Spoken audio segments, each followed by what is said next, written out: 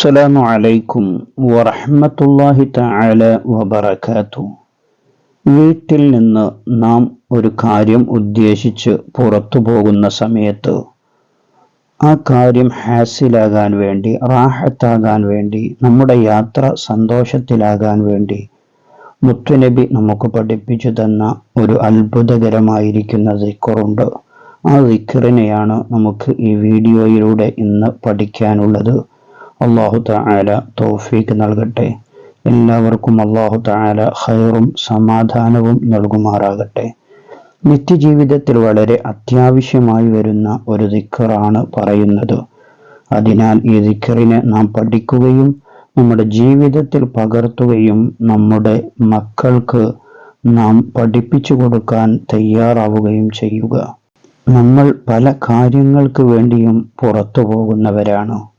പോകുന്ന കാര്യങ്ങൾ വളരെ സന്തോഷത്തിലാവാൻ, റാഹത്തിലാകാൻ വേണ്ടി നാം ചെയ്യേണ്ടത്, ബഹുമാനപ്പെട്ട ഉസ്മാൻ ഇബ്നു അഫ്ഫാൻ റളിയല്ലാഹു അൻഹുവിൽ നിന്ന് നിവേദനം ചെയ്യുന്ന ഹദീസിൽ കാണാം, ആരംഭപ്പൂവായ മുത്തുനബി സ്വല്ലല്ലാഹു അലൈഹി വസല്ലമ തങ്ങൾ പറഞ്ഞു, വീട്ടിൽ നിന്ന് യാത്ര ഉദ്ദേശിച്ചോ മറ്റു കാര്യങ്ങൾക്കോ വേണ്ടി പുറപ്പെടുന്നവൻ ആമന്തു ബില്ലാഹി ഇഅ്തസംതു ബില്ലാഹി തവക്കൽതു അലല്ലാഹി ലാ ഹൗല വലാ ഖുവത ഇല്ലാ ബില്ലാഹ്.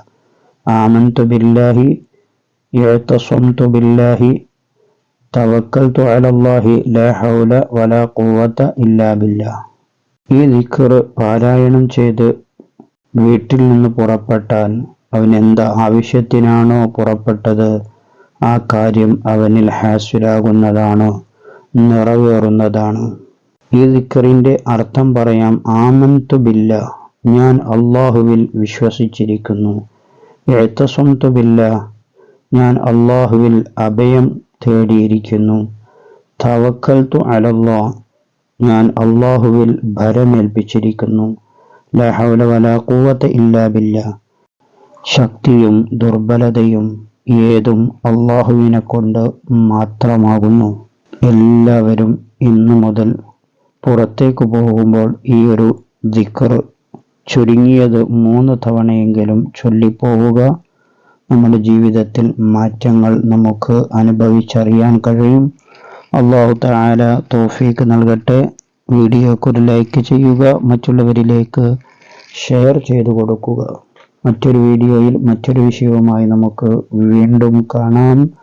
സ്നേഹത്തോടെ അസ്സലാമു അലൈക്കും വറഹ്മത്തുള്ളാഹി.